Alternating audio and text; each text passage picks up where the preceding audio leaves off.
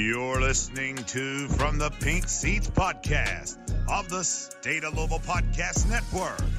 Now, here's your hosts, Jacob Lane, Matt McGavic, and Vince LaCoco.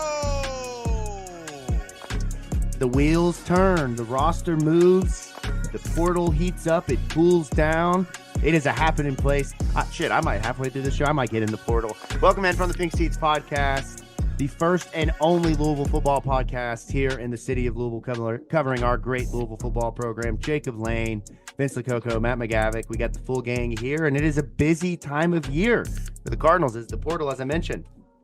It's busier than the freaking season, man. I mean, I think there's more news in the last, I don't know what, Matt, the last week than there was in the last 4 months. But hey, that's the life we chose. The season is over. We keep it moving right along as we prepare for 2024. From the Pink Seats podcast, presented by Frankfort Avenue Liquors and Wine. You can find them at 2115 Frankfort Avenue, right next to the Manhattan Project. They are the spot to stock up your bar, to stop in for a drink right there on Frankfort Avenue, conveniently located on the way into downtown. If you're headed down there for a women's game, for a men's game, for a work event, if you're looking to host a work event, you can find Frankfort Avenue Liquors and Wine there, as well as LouisvilleDrinks.com. Can't thank them enough for bringing you all the show. We also want to give a shout out to our friends at Kern's Corner. They power the network, the State of Louisville Podcast Network, best chili in the city, home to the best patty melt. I mean, I might be able to spit that one out. I don't know. Patty Matt in the city. So yeah, a lot of things happening here. Gentlemen, we got a lot to get into tonight. It has been a couple of weeks since we've all been back together. Vince has been on vacation, so we're going to quiz him on the portal happenings and see where we come in. Yeah, see, he likes that one. Luckily, I didn't have time. I didn't have time to prepare for that, so we're not doing that tonight. But that would be great.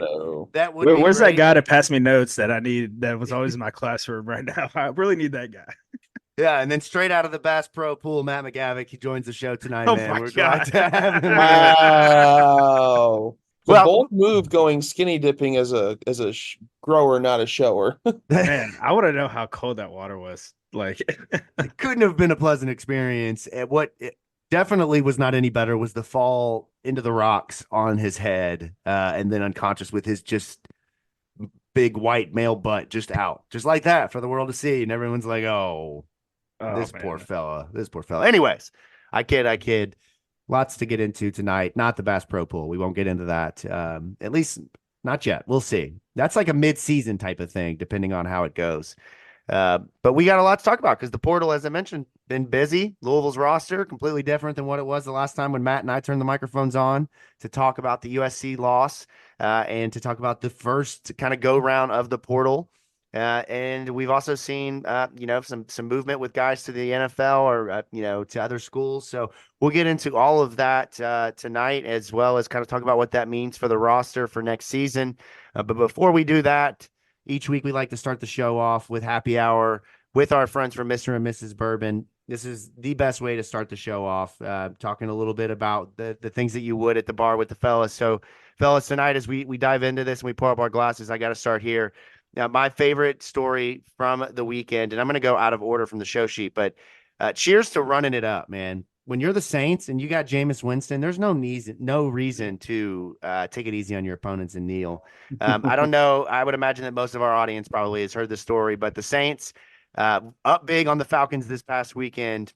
Jameis Winston in the game there, and they're on the 1 or 2 yard line, get into victory formation, and then run the ball. Never seen that before. That was the first time I've seen anybody run the ball out of a victory formation. Vince, I want to ask you about this specifically. What are your thoughts on this unspoken or unwritten rule of football, right? We hear that a lot about baseball, but that you can't run the ball out of the victory formation.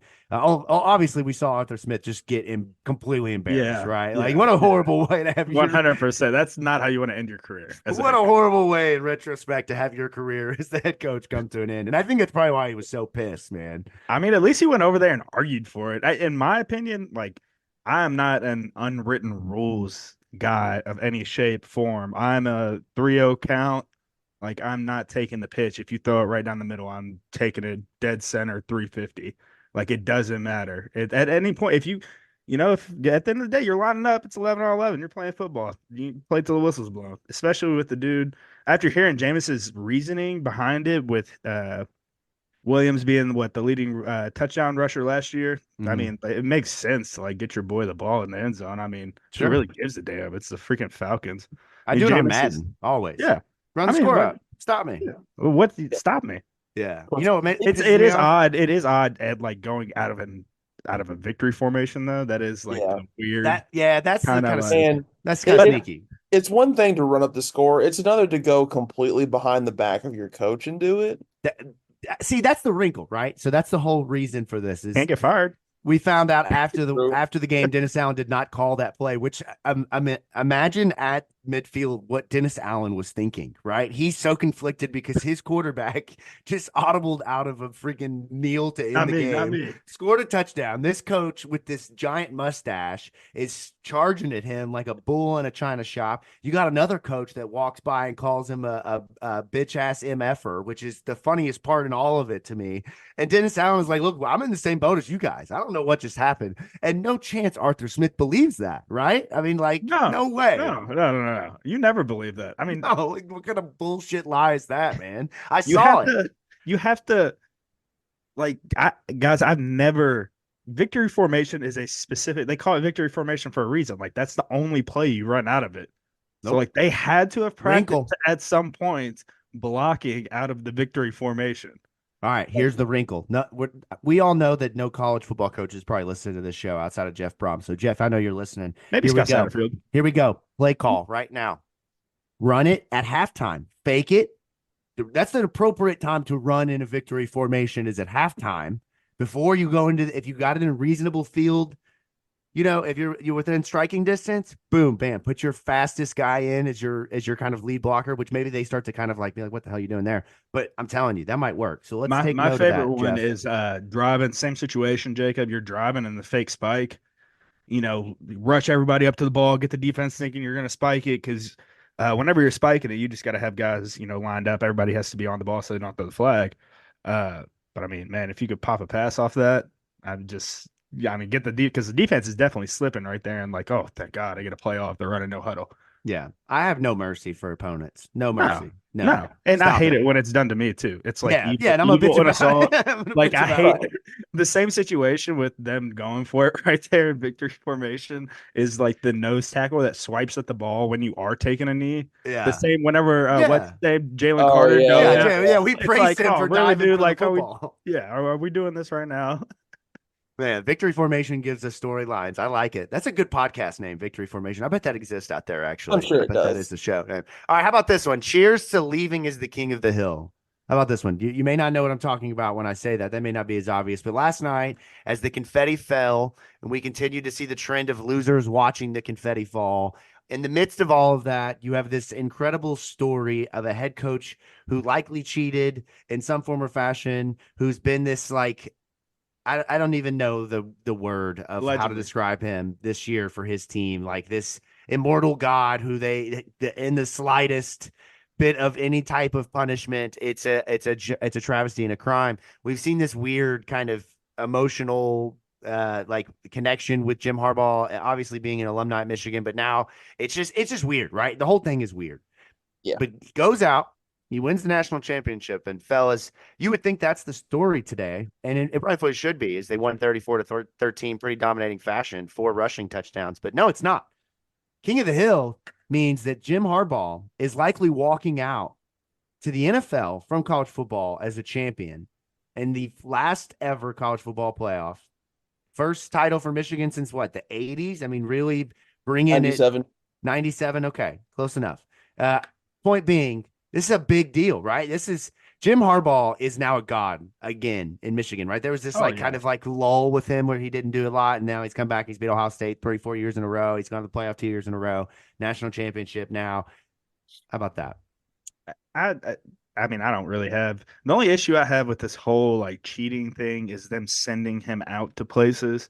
Other than that, I don't have an issue with stealing signs and everything like that. But Yeah, because I mean, the issue I have is the player meditating before the game, clearly for Instagram pictures, which is like the most cringeworthy thing ever.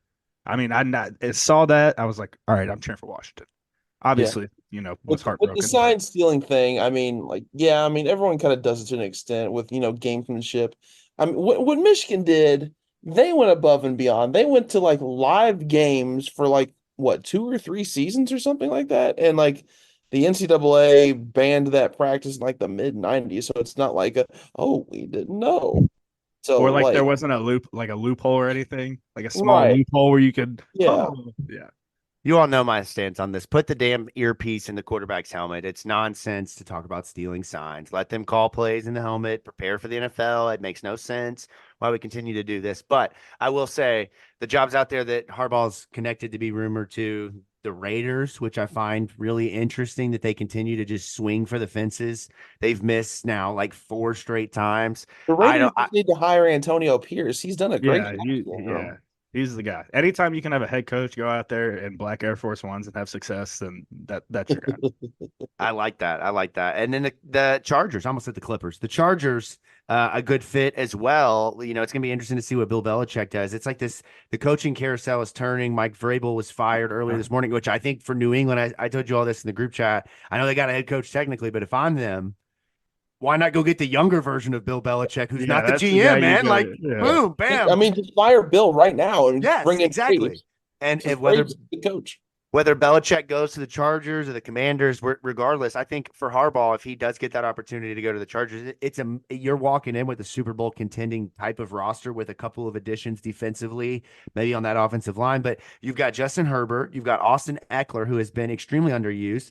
Look at how Harbaugh has used Donovan Edwards and Blake Corum this year. I mean, if you talk about being able to get the most out of Austin Eckler, Josh Kelly, and those guys there in Los Angeles, and then on top of that, you have Mike Williams, you've got Keenan Allen, who is just continuing to live in the fountain of youth. You got Quentin Johnson, who I know dropped a ton of passes, ton of criticism Oh this my God, year. I've never dropped anyone off my fantasy team quicker. Yeah. Hey, Well, hey, man, you get the right quarterback, the right coach, and that kind of situation, and boom, bam, you're I'm right in the back in the Super minority. Bowl. I think he's coming back to Michigan. I think like with how NIL and stuff is now, it's such a sweet setup for college coach, especially that situation. All you have to do is beat Ohio State. That's all you have to do Yeah. every single year, and then you'll have a year like this sprinkled in here every like 2 or 3 years where you're in the dance, and you Yeah. get a really good shot of winning it. I don't know. Yeah, I mean, I think this whole thing with being suspended for recruiting violations during COVID and then being suspended I for think he's gonna do the old Urban Meyer, get up out of here before I yeah, get it's just get up out of here. But here's the thing I'll say. This hits home just for a second. I mean, I know he wasn't ever in a position outside, I think, offensive line, but I think if you're talking about looking for who would replace Jim Harbaugh, cheers to Sharon Moore. I think that's the obvious choice. I mean, I think they could go out and they could find somebody, but why not promote from within? He proved that he could kind of manage all of it. He kept the guys together. You don't win. I know a no hitter typically has one player who goes that whole way.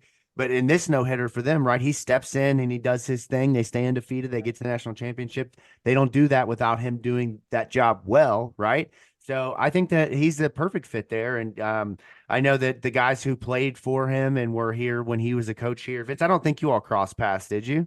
No, he was definitely before me. Was it? See, I thought I Yeah, couldn't they remember. still Was had he the first? Was he Charlie Strong's era, or was he Yeah, I Bobby? think he was yeah. the strong Yeah, area. okay. I thought He so. was Charlie. That's right. That's right. Well, cheers to him, man. Potentially stepping into that role, and that's a perfect job for him to step into, and it's made for that to continue to go on for the next couple of years. Nobody loves a half price drink more than I do, or a nicely poured drink at happy hour than I do. But are you taking the Ravens in the AFC, or are you taking the field in the AFC? And then are you taking the Ravens for the Super Bowl, or are you taking the field for the Super Bowl? Man, I I'm don't know. I'm That's a tough one. I'm gonna take the field only because we haven't seen Lamar have a deep playoff run yet. Hater! I hate No, to I'm say, kidding. I'm and kidding. plus, No, I think the same thing. and plus the Bills are starting to get going now. I mean, Miami kind of petered into the playoffs, but like they've got dudes all over the place. That even though the Niners, they're really good. I mean, I know they're not AFC, but I mean, taking the field for the Super Bowl in general. I mean, there's a lot of like pretty solid teams, and the Ravens are very good, and I think they are the Super Bowl favorite. But I got to see it first before I like I am just outwardly convinced that they're just going to go on a massive run and win the Super Bowl.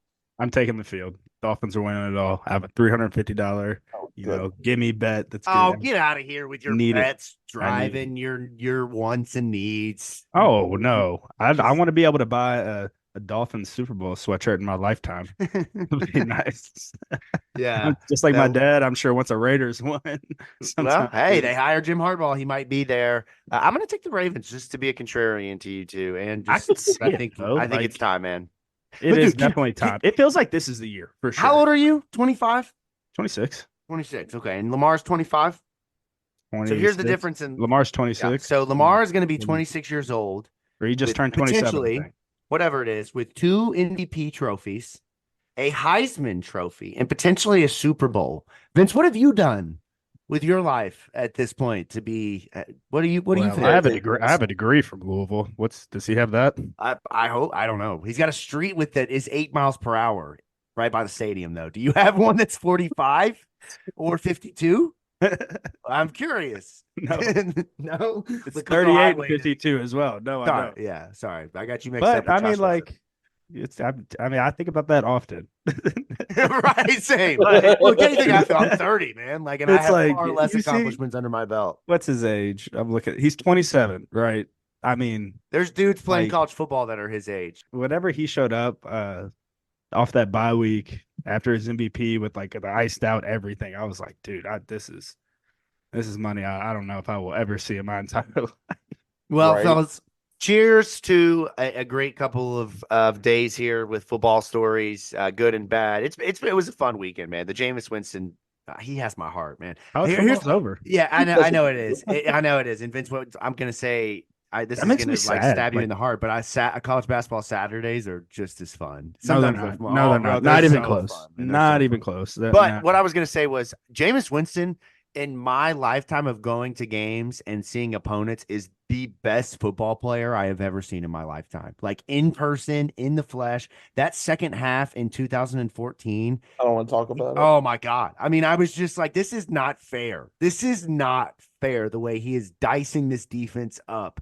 And him and Dalvin Cook, I mean, it was just insane. But ever since then, I love Jameis Winston. I know he's had obviously a lot of really bad moments.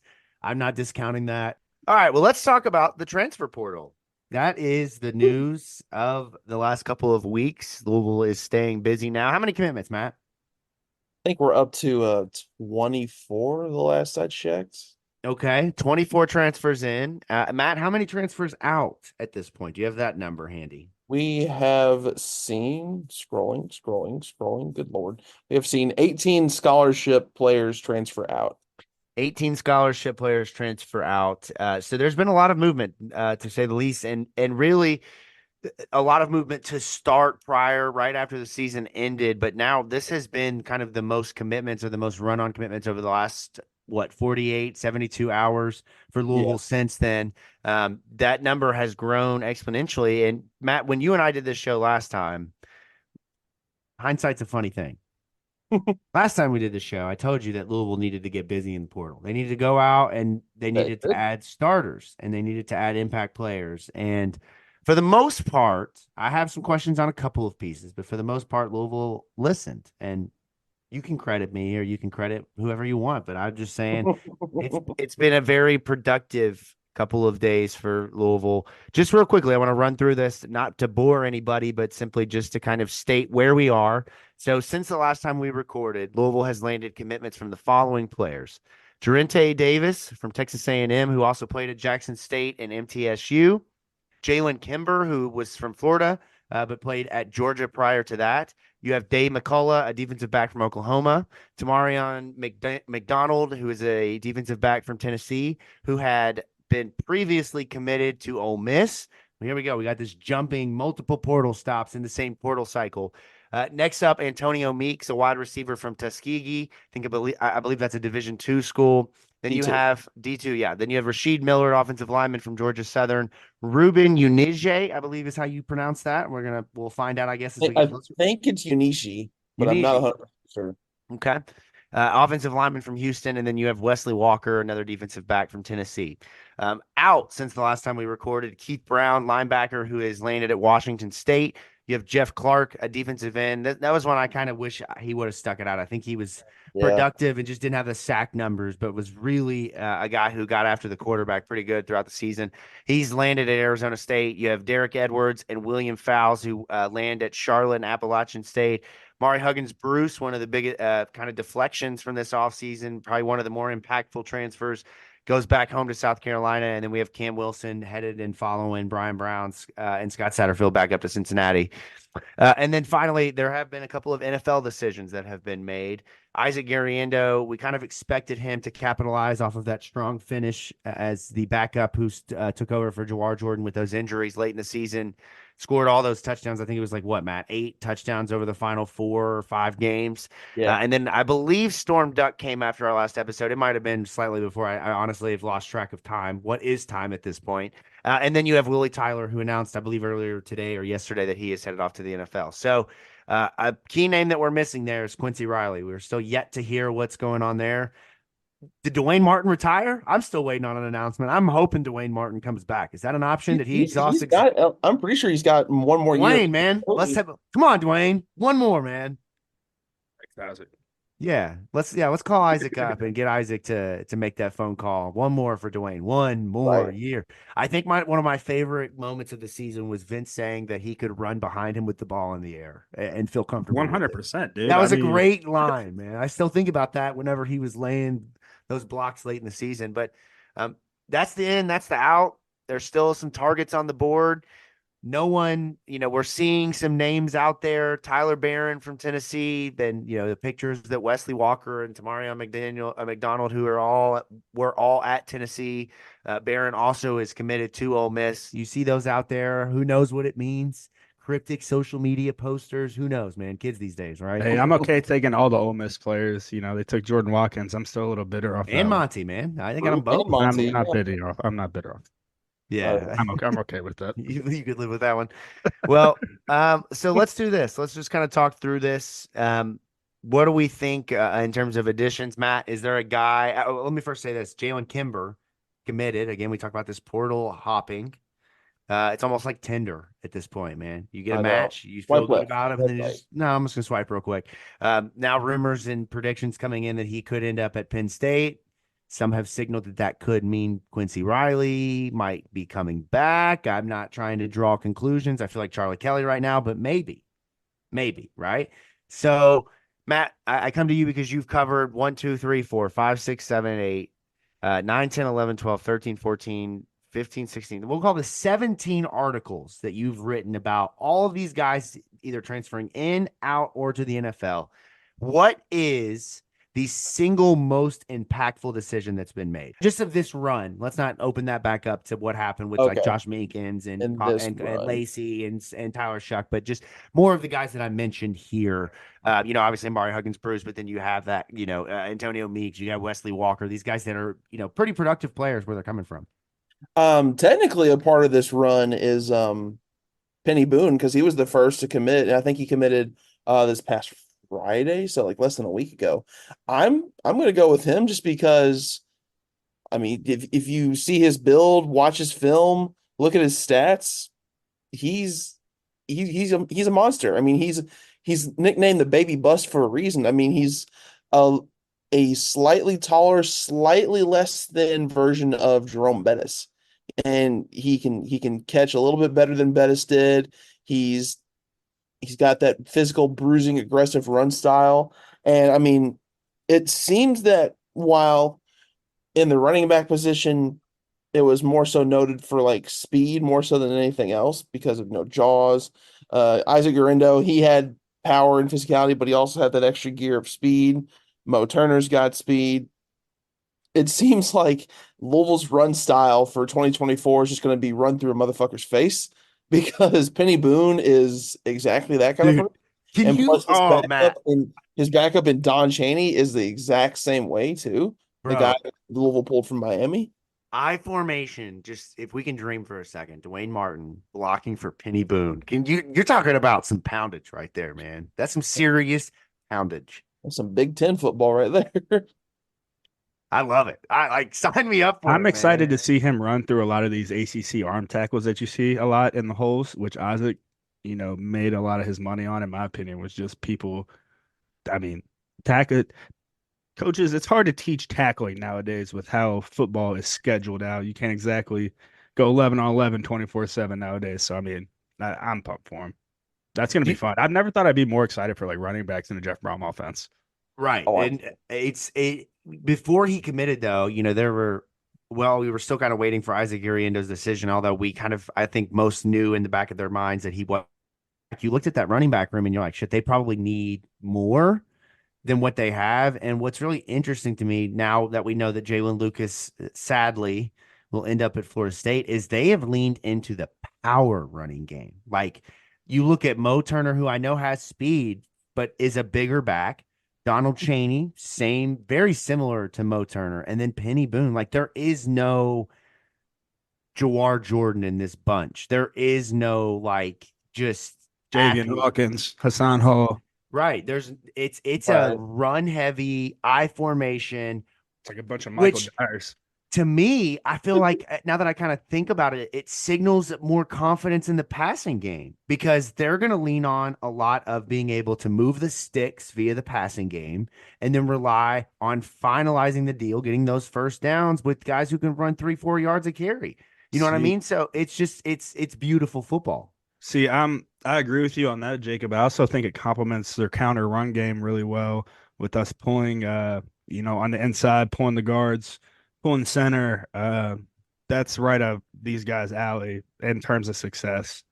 Matt, let me ask you this. Here's a question for you. Louisville's added a lot of offensive linemen this offseason, so much that I'm like, where are these dudes playing? They got more positions I've not heard about, like ultra left guard and, outside flanker guard and all the how else are they going to get these dudes on the field? But you're talking about you've added Monroe Mills, and we're going to get into this later when we get into cash it or trash it.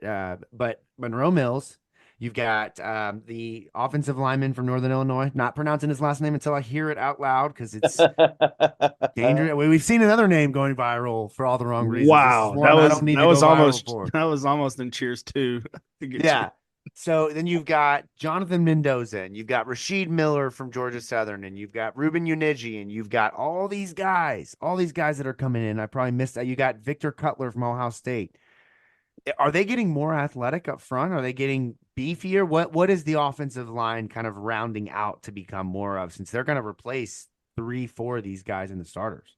They're getting more depth first and foremost, just because through the majority of the season, Jeff Brom only really employed a 6, maybe a 7-man offensive line rotation, and the only reason it really went to 7 is because Ronaldo Brown got hurt, and they had to play Austin Collins more.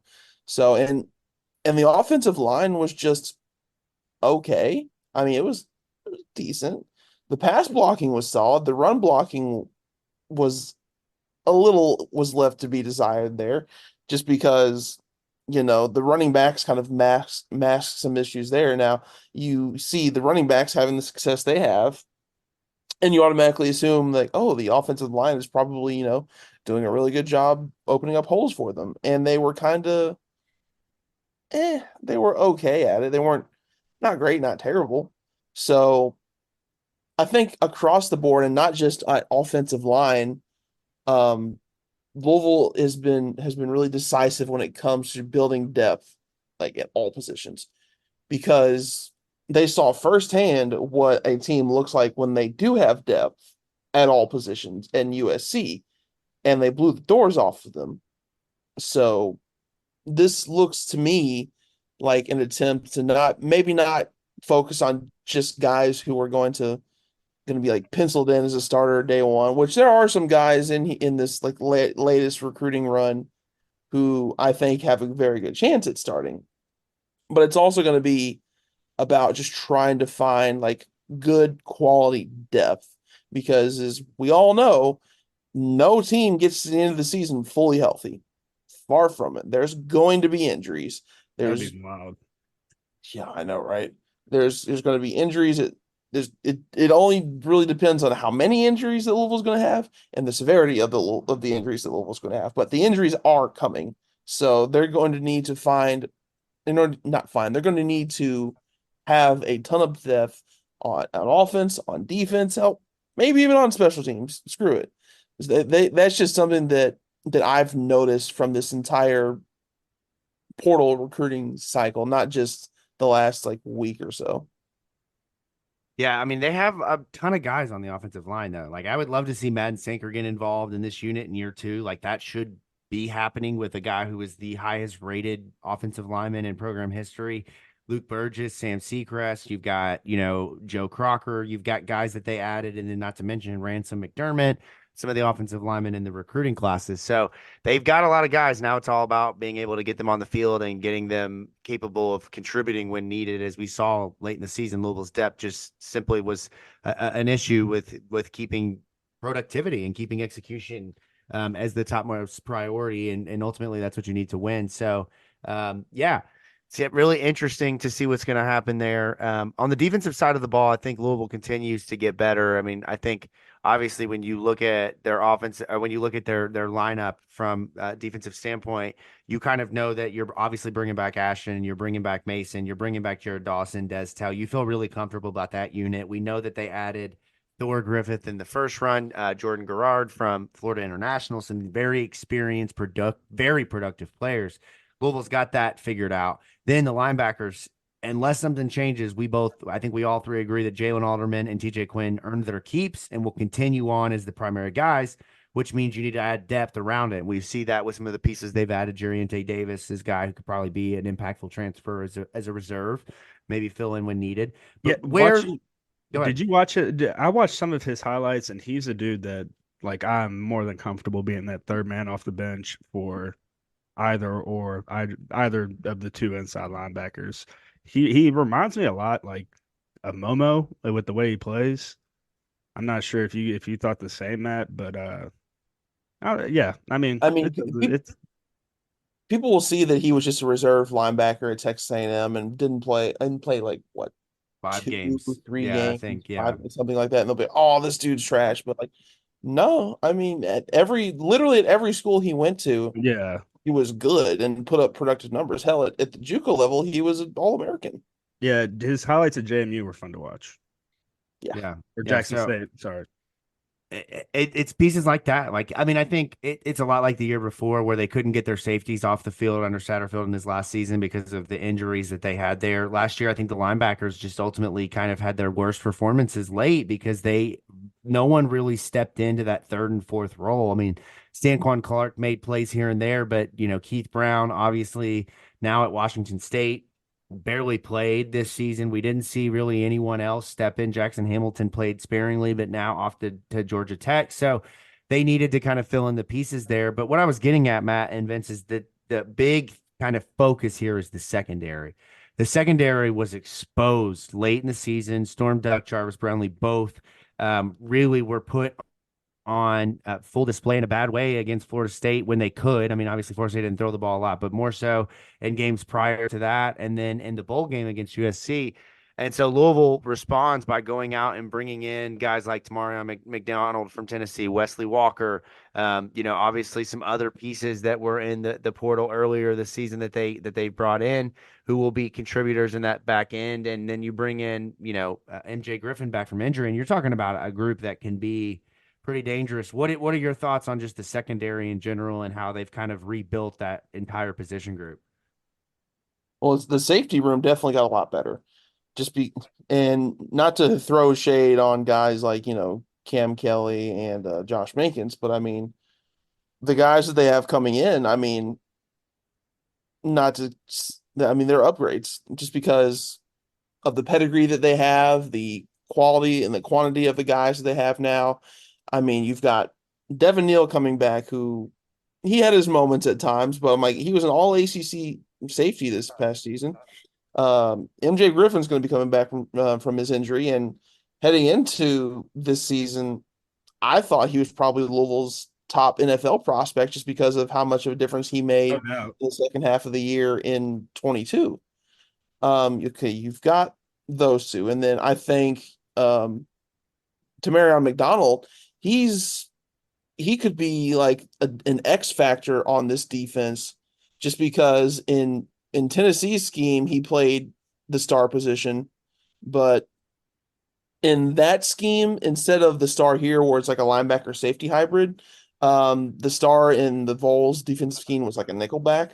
But that only just adds extra versatility to like what Louisville can do, just because Ben Perry is already that piece. But if they want to add like an additional true defensive back, just kind of plug in Tamari on there, depending on like what kind of looks you're facing.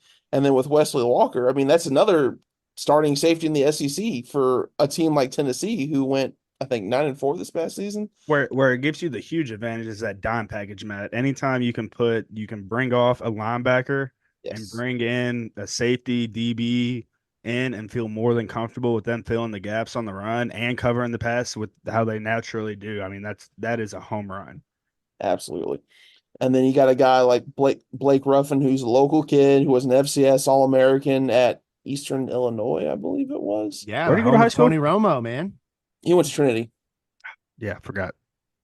How did you forget? I He did. didn't. Yeah, and Dan McCullough is a former four-star guy. D'Angelo Hutchinson looked good in the spurts that he played. I mean, safety, I don't think it's going to be the strength of the defense, but I mean, safety's in good shape. What is the strength of the defense? I think it's Defensive line? defensive Sassy, line. man. Yeah. I think they need to add another Woo! edge rusher for depth, but like the D line, especially the interior of the line, oh God, it's nasty. And It that's where you win football games on both Yes. sides of the ball. You saw it Oh. in the national championship game with the push Michigan's O-line was getting against Oh, Washington. they bullied the hell out of Washington. Yeah. They were getting a 3-4 yard push on them every time. I think last year you saw parts of the roster kind of exposed for not being talented enough, not having enough depth. And as you watch the Michigans and the Alabamas and the Texases and the USCs, and Matt, you made this point even when we were on the show last time, is that these programs are just like, there's 5 of these dudes at every position. Like Louisville's got to continue to get to that point slowly but surely. They're doing so. And this portal run is really impressive. And I don't think it's over. That it'll continue on. You know, obviously we'll probably do more episodes about the portal as, you know, its activity kind of fluctuates, but Louisville is sitting in a good spot with what they've added. Before we jump into a commercial break and then come back on the other side and kind of talk about this in a bit more of a predictive style, I do want to talk about the wide receiver room, because you do obviously lose Jamari Thrash, Kevin Coleman out to Mississippi State, Amari Huggins-Bruce also to the SEC to South Carolina. Chris Bell is back, but you really kind of had to rebuild that room. And we saw late in the season that the wide receivers outside of Jamari, as he dealt with that wrist injury, just could not get productivity happening consistently. One would pop here and there, big play here and there, but nothing to really write home about, to the point where you look at the end of the stats for the receivers and you say, man, there was really a pretty big drop off from receiver 1 to receiver 2. I mean, Chris Bell finishes with 407 yards compared to Jamari Thrash, 858, playing 6 games with a broken hand, whatever it was, wrist, whatever. So Louisville really needed to figure out how to glow that room up, how to get them better, and how to give Tyler Shuck a real opportunity to have a great season. Matt, what are your thoughts on the additions that they've made? I know obviously you get really man horny for Ja'Cory Brooks. That's a really excited addition for you. Colin Lacey from South Alabama comes from a really, really solid football program, very well coached. Expect big things from him. And then you bring in guys like Antonio Meeks, very, very under the radar from Tuskegee, to the fact that trying to find statistics outside of a Matt McGavic article is pretty impossible. So what do you think, Matt, overall? Do you think they're getting better? Do you think that they're average, about the same? What do you think? I do think they're getting better, just because while they did reload the wide receiver room last year, there were still like a few questions. Like you still needed to see like how some guys were going to perform going from last year to this year. There were a couple guys who are like relatively unproven. Now with like your top 3 options are a lot more proven or have a lot more experience. I mean, I know people really like Colin Lacey, and by all means, great receiver. He's going to get his fair share of catches because like he's a volume slot type guy. But I mean, Ja'Cory Brooks, when he was healthy in 22, he was a monster. And he made winning plays for Alabama, both in 22 and in 21. I remember that game-winning drive in 21 from Alabama in the Iron Bowl where they had to win on that last second touchdown drive to even get into the SEC championship game. Yep. Ja'Cory Brooks caught that touchdown. Yeah. Like he makes plays. He just kind of got buried on the depth chart because he started the season hurt and Saban just kind of glossed over him. I mean, if Brom can tap into his true potential, Brooks could lead. I think Colin Lacey will lead in receptions, but I think Ja'Cory Brooks can lead in yards. Yeah. Because- I wish I had their problem of glossing over a receiver like this. Uh, I know. forgot I had him and Tyler Harrell on my roster, and yeah. yeah. It's insane. This but this Antonio Meeks kid though, I watched some of his highlights. You didn't watch his highlights? his highlights He's a are great route fun, runner. right? The whole like fake spin move thing that he did to separate. Dude, I'm here for this kid. What do you think? I like the fact that he goes up and gets the damn football. Like if at all his highlights, I felt like somebody was like they were all contested catches. Like somebody was in his shit and he was going up and getting the ball. I don't know. He reminds me of. I don't know. I think he'll be a good red zone. Maybe a good red zone guy. Maybe down the road. Obviously, a project. He's a dude that like McGee's gonna have to put some tools in the tool bag, as Brew like to say. Obviously, the question for his there, route like, stuff. yeah, obviously the question there is like how he's going to transition, making the jump from not even FCS to FBS. Yeah, right. One, like there's obviously going to be like a learning curve there, but I mean the dude has shown potential. Yeah, I'm here for it, man. I mean, productivity, it's what you need when you're building out a roster, whether he's the fifth guy, the second guy, third guy, whatever it is, you got to continue to find guys who can be productive for you when they get on the field.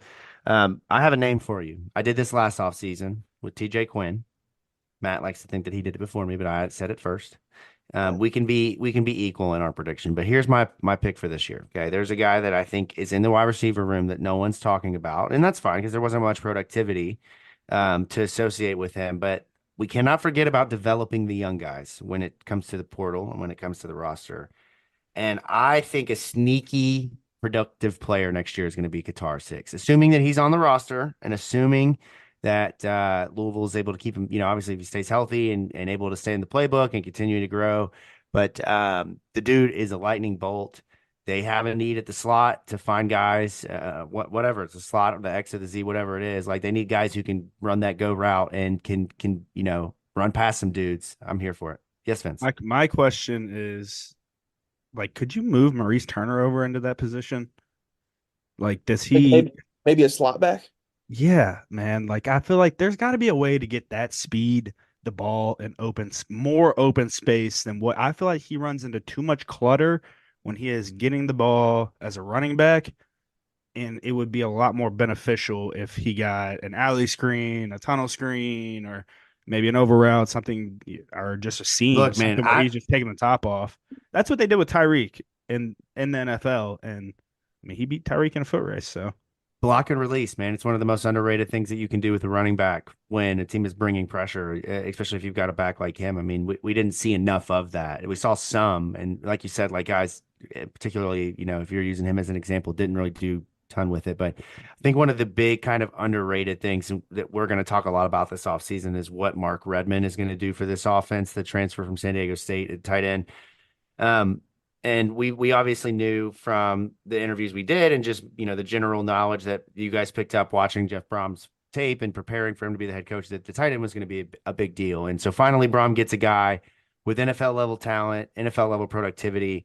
Vince, what does that do for a guy like Tyler Shuck when you have Ja'Cory Brooks and you have Colin Lacey and you have Antonio Meeks and you have all of these weapons around you? What does that do when you have a guy like Mark Redmond who can demand a mismatch, who will find a mismatch and can make it happen? Yeah, well, I like it because it makes Shuck feel comfortable. Shuck or Pierce, whoever's the guy back there, makes him feel comfortable with being able to like check the football down, and not only Redmond being able to stay friendly to the quarterback, stay in front of his face, and be able to secure a catch, not just secure it, but get upfield as well to get you more positive yards than just 4 yards or whatever it might be. But like you said, Jacob, the mismatches where he demands a mismatch, in that number three receiver situation where he's on a outside linebacker or he's on a safety, like that's something where Shuck is going to be able to look at and say, okay, I love this right here. I know we can secure a ball. So having that ability to, utilize your size, go up and get it, be able to box guys out, post guys up, and catch the ball is going to be huge for us this year. I'm excited. I think tight end is like one of the most, if not, every position in football is important, and you could argue that it's the most important position on the field. But I love the tight end. Oh, I mean, you got to be able to block and run routes, and like sure. block like block. I'm not Yeah. talking like little sissy hand fight Sure, wide receiver sure. block. No, I mean, you you got got to to be be able able to to put some block a dudes in the defensive dirt. end and be Yeah. able to run a route. Right. I've often heard that it's described as one of the hardest positions to play because you got to be able to put dudes in the dirt and run like a ballerina. You know what I Some mean? people Like say that about yeah. fullback, but it's not just Right. Yeah. Man, I'm one of those people, right? That I'm here. It's that melon, right? There's a campaign going on right now that's like a big advertising campaign, and every time I see it, it makes me think of you. It's like, don't mess with your melon. And I think Vince just used to run that melon into the wall for fun on a Tuesday, like yeah, pretty just much for full fun. pad Tuesday with Bobby yelling at me Yeah. on the back. But in all serious, bro, like we saw with I'll take you back to Cole Higatini, right? Whenever Cole was out there in that number 3 slot position, or even with his hand in the dirt at tight end, it was always a mismatch nightmare for any guy matched up to him. Yeah, as long as you got a dude that can run and catch. I mean, at tight end, it makes it hard, right? Because if it's a linebacker, you should be faster. You should be able to outwork them with your footwork and your route running. And if it's a cornerback, you should be able to put your butt into them and box them out and go get the football no matter what. Jimmy Graham is a great example of that. One of the best of our lifetimes. I mean, I know Tony Yeah, Gonzalez, but one of the best Jason at Witten. just being able to box out and go get the football. Like you need that. So I'm excited about that. But Matt, let me ask you this though. What does Louisville get as an offense from the quarterback? Like, is this a guy that's going to spread the ball around? Is this a guy that is going to like what is Tyler Shuck going to bring to the field? Because I think fans got really frustrated with the game management angle, and they just want a guy who's a little bit more dynamic with being able to go out. And I told you all this last offseason.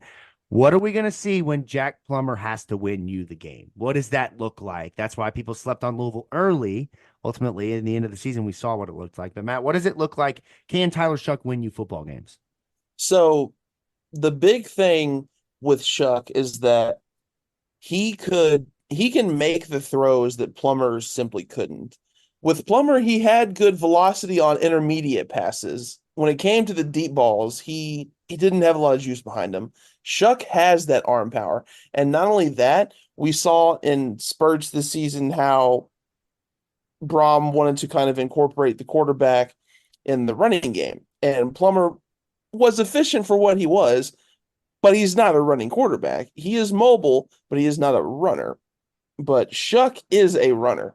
He can make plays with his legs. Not only extend the plays or, salvage a play, but go out and make a play with his legs. He's a little too aggressive when it comes to being physical with his run style. So that's something that he's probably gonna have to adjust because, injury history and whatnot. But like this is a guy who can go out and win you the game based off talent and physical intangibles. Jack Plummer was more so of like the game manager. Shuck is definitely more of a playmaker. I like it. I like it. Louisville needs it, man. Got old real quick watching a quarterback throw the ball 4 yards, and that was about it. In terms of completing the pass, he threw quite a bit deep, but no one was home most of the time. I just want to see like a proper deep ball form whenever the ball is thrown. Like Jack used to throw his like that back leg all the way around like a pitcher. I've discussed it on the show plenty of times. Like that bothered me to no end. You want fundamentals, sound. That's Sound, what you want, fundamental man. football. That's right. All I want. I formation, and that is it. Well, like we said, a lot of power run game in our future. I'm very excited about that. And so very interesting couple of weeks for Louisville, as we've talked about at depth here in the portal. And as I mentioned, it'll continue on. Matt, is there a date? Does the portal end? I know the portal closed, but is it just a matter of, is there a drop dead date when you got to be in school? Is that dependent upon what school you transfer to? It depends on when you transfer. There's not a specific date in which you have to exit the portal. There is a specific date that you have to enter the portal, unless you're a grad transfer. They can kind of come and go as they please. Okay, NCAA, can I vote to petition to move this all after Christmas? That's what I'm and saying. New Year's. we Like, gotta this is find a way. ridiculous, man. It's so stupid. We talked about this on the last episode. It's the dumbest thing to have your season still going on and teams are just completely dismantled. Like, my solution was pay the players in the bowl game. Why not take $1 million of that sponsorship money and split it up with the winning team? That will make players stick around and play in that bowl game. I'm telling you. I 'Cause mean, even if you're or not a just- reserve, you're going to get paid. Or just hire a committee of 5 SPAD students from anywhere around the country, and they could resolve this situation for you in 30 minutes because they've all written head assignments on it. That's true. Like- As a SPAD student myself, I I mean, yeah, back in the day was whether students can get paid. We're past that at this point, man. That article and that speech I gave back in 20. yeah, I would have been screwed. Gave that speech twice, I think, in my college career. Why athletes should be paid. All right, well, let's transition into a commercial break here. On the other side, we'll come back. We'll do cash it or trash it, talking through the transfer portal and some other topics with Louisville football. But don't miss out on an opportunity to stop into Frankfort Avenue Liquors. As I mentioned, 2115 Frankfort Avenue, right next to Manhattan Project. They are a full bar and package store, whether you're looking for a handcrafted cocktail or whether you're looking to take home a local 6-pack. They've got everything there. They've got coolers with cold beer. They've got the shelves stocked with a variety of different bourbons and whiskeys, tequilas, all the great selections there under one place. They are also a great place to stop in and have a drink at the bar, host your event there, whether you're doing a company event, whether it's a personal event, whatever the case is. Great spot to stop in. And be sure when you are at the bar that you tell them that your friends from the Pink Seats podcast told you to stop in there. We'll be out there soon. Hopefully we can get these guys drinking some beer from their taps, because I'm telling you, man, it's like that Cardinal Stadium beer. It just hits different. We'll be right back on the other side. Mr. and Mrs. is for everyone, from a more traditional 90 proof to a cash drink that's smoother. In 2013, Russ going to the hole, and boy, could we use that right now. Mr. and Mrs. Bourbon covers tastes, all different taste and preferences, 6 different bourbons that they're offering. Be among the first to try Mr. and Mrs. Bourbon, the official bourbon of the state of Louisville, and the Starting 502 podcast, on shelves anywhere you find your liquor, and now online at mrandmrsbourbon.com. Go check it out. Cash it or trash it. Here on From the Pink Seats podcast, presented by Frankfort Avenue Liquors and Wine. Fellas, we've got 5 topics here that we will run through. I've got 5 bets that I'm going to ask whether you're going to cash them or whether you're going to trash them. We'll keep this relatively quick since we ran over in the first part of the show. But I think we've got some fun ones here, and these will be pretty determining of what kind of season Louisville has. But we'll start at the top. Penny Boone will finish 2024 with more yards than Isaac Giriendo did as a Cardinal in 2023. And for those of you who don't have the stats pulled up, finished with 810 yards and 11 touchdowns. So, fellas, will you cash this bet or will you trash this bet? Matt, I'll start with you. I'm going to cash it. I don't know if he'll match the touchdown total just because there's so many weapons in the offense. But I do think Penny Boone is going to be the feature back in this offense just because, he's got the experience. He's got the talent level, the physicality. So I'm going to cash it. I'm also going to cash it. I agree with Matt. I think he's going to be the feature back this year, although I would love to have disagreed because I feel like you're going to cash it as well, Jacob, because it feels anytime you have a running back nickname Baby Bus on your team, yeah, it's probably going to be your leading rusher and surpass 800 yards at least. Yeah. I am going to trash this. I think wow, my prediction's wrong. Shocker. I think that Penny Boone is going to be very much a focal point in this offense, but I just wonder until I see it how the speed translates up a level to the ACC from MAC football. Obviously, the numbers don't lie. The dude is talented. For a guy that is that size, he moves with relative ease. But I think when you're talking about Mo Turner, I think he is going to be the feature back in this offense. I think that he's going to be the guy that could potentially put up the leading rushing numbers, but I think it's going to be a little bit more distributed between the 3 of them than what we saw last year, where you had Jaws and then ultimately you had Isaac. So I'm going to trash that one. I think that he's going to finish closer to somewhere with like 650, 700, but I do think that he could have a 7, 8, 9 touchdown season, just being that power back late in games and down in the red zone. All right, number 2 here. Colin Lacey, Ja'Cory Brooks, and Antonio Meeks, Louisville's 3 transfer receivers, will finish 1, 2, and 3 in no particular order. So they could be 1, 2, or 3 in receiving yards in 2024. Matt, what do you think? I'm gonna trash it. I think either Chris Bell or maybe even one of the freshmen, Sean Boykins or Joseph Stone, could have a chance to crack in there. I'm not super high on Jaden Thompson or Jimmy Callaway. I was hopeful about Jaden Thompson heading into the season, and I know he was hurt a lot of the year, but I wasn't super impressed when I did see him on the field. But out of anyone else outside of that trio, I think Chris Bell has a real chance to, finish in the top 3 in receiving. So I'm going to trash it. I'm going trash as well. I'm going Brooks, Bell, Redmond. I think the tight end's going to be top 3 on your receiving with this offense. And Jeff, That's a good one, man. yeah, That's a good one. I had a bonus one here, but I don't think we'll get into it because I think we are all in agreement. I'm going to also trash that one. I think that when you're talking about the top 3, it's going to be Lacey, Brooks, and then I agree with Vince. I think it's either going to be Redmond there as that third or Chris Bell. But I do think that when you look at Chris Bell, Jimmy Callaway, and Jaden Thompson, one, if not 2 of those guys will not be on the roster by the time 2024 happens. I will see which ones it is, but I would not be shocked at all if after spring we start to see these transfers kind of emerge as the go-to guys, and then maybe a guy like JoJo Stone, Qatar Hicks, Sean Boykin. I know they're not enrolled yet. At least I don't believe, but you'll start to see those guys kind of slowly come into the fold. So I'm going to trash that one as well. We'll go ahead and skip over the bonus one just because we all trashed that one. So let's go into this one. Mark Redmond will have more yards and touchdowns than all of Louisville's tight ends combined together for in 2023. If you're keeping track at home, that is Nate Kariski, Joey Gatewood, Josh Lifson, and Dwayne Martin. They combined for 35 catches, 377 yards, and 4 touchdowns. So, fellas, are you cashing Mark Redmond having more yards and touchdowns than that or less than that? I want you to take your entire mortgage out, and I want you to put it all on cashing this because it's going to happen. It's going to happen. I promise you. There's no way Jeff's going to let that happen by any chance. I mean, I just think we talked about it. We talked about it all year. As soon as you unlock the tight end in this offense, it goes off to a whole different gear. And I think Jeff's finally got his guy to be able to do that. I'm torn. I'm going to cash it. I mean, it's going to be close to it, but I agree with you, Vince. I mean, we saw what Payne Durham did in Jeff's last year at Purdue. I mean, he went off and now he's in the league I think he's with the Bucks now. And yeah, a good go-to tight end can really elevate the ceiling of this offense. So not completely convicted in this answer, but yeah, I'll cash it. If he does surpass that, which I will also cash this, that would make him Louisville's 3rd leading receiver in yards last season and 2nd in catches, just based off of where they finished. So just put a little thought into that in terms of how the numbers bared out with 2, 3, 4, 5, 6, and 7 at wide receiver.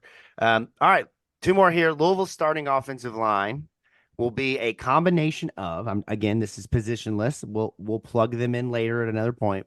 But Louisville's offensive line, when they roll out the football for game number 1 in 2024, will consist of a combination of Michael Gonzalez, Ruben Uniji, Monroe Mills, Pete, and Renato Brown. Pete Niagara is what we can just go with that. Pete Niagara. Pete Niagara Falls, baby. Pete Niagara Falls, Renato Brown. Matt, how are we feeling about that combination? Are you trashing that or are you cashing that? I'm trashing it. The only one I don't think I would pencil in right now is probably Ruben. I think the other tackle spot's going to go to either Lance Robinson or Jonathan Mendoza. I do really like those 2. And plus Lance has already been with the program for a year and he got some run in the bowl game and looked solid.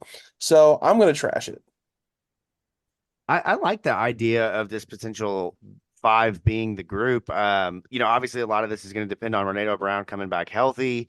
I think that when you look at the track record Louisville's had with Houston offensive linemen, I mean, it's just silly to me at this point. And I saw another Houston offensive lineman ended at like Florida State today or Alabama or something. Like, what is Houston doing, man? How do they keep producing this many offensive linemen who go to Power 5 dogs schools? on the line, apparently. They really do, man. They really do. But I think that 5 ultimately will be the 5. I'm gonna cash this one. I think that's the 5, and where they shake out will be really interesting to see what they can do, because Gonzalez can play guard, he can play tackle.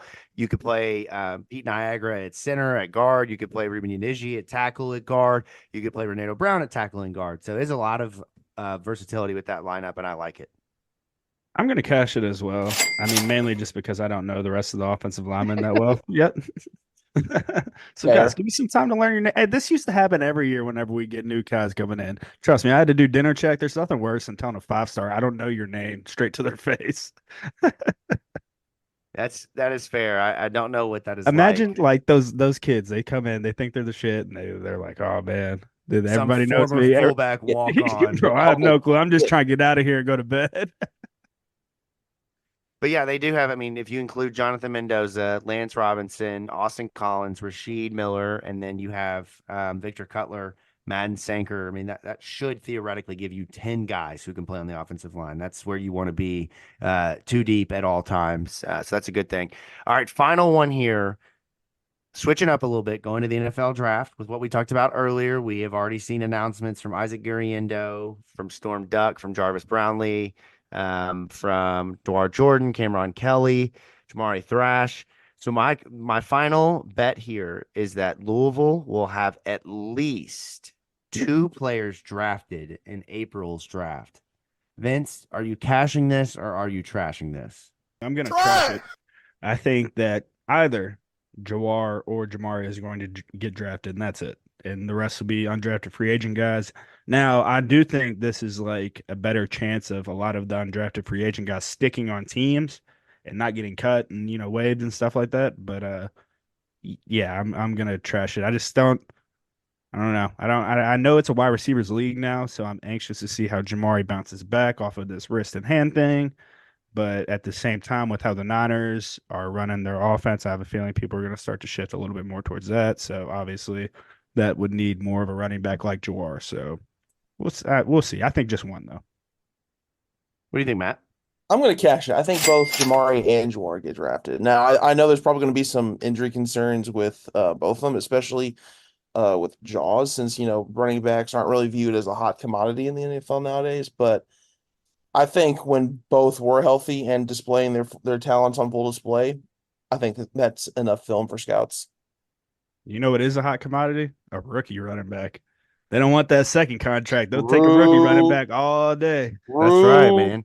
And that's why I'm going to ultimately trash this as well. But when I look at this, I think Jamari and Jawar very well could be drafted. I tend just what has happened the last several years with Louisville guys we think could get drafted, they don't. I'm going to lean more on the side that only one does. But Isaac Guriendo is a sneaky one to watch because he finished the season so strong. If he goes to the East-West Shrine game and he has a big week there and potentially either gets either a Senior Bowl invite off of that or a combine invite, and he goes and he tests well. I mean, dude, the guy is a freak of nature with just the speed, with that size. I don't know. Yeah, running backs are undrafted free agents more likely, but I just you never know, like a team that just wants somebody that they could plug in on third down. You know what I mean?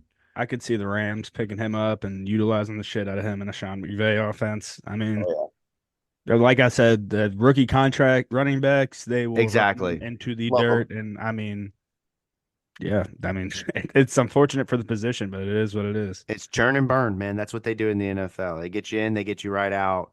By the time you're our age, you're seen as washed and retired. Like I fit the washed part, but the retired part, not quite. I would love a good retire into 30. That'd be nice. I'm definitely washed. Absolutely. I'd definitely wash, but I often think about what I would do at 30 if I could retire. Now I know a lot of these guys go on to play, or not play, but do other things. Like shout out to Javian Hawkins, right? Joining the staff. What was it at Miami? Was it at Teddy's alma mater? Where is that? What it was, man? It might have been Northwestern, but I'm not 100%. It might have been, man. I think somebody joined. Oh no, it's Teddy that's joining that staff. Javian Hawkins, I forget what one of the other schools in Florida. I think close to his hometown, but.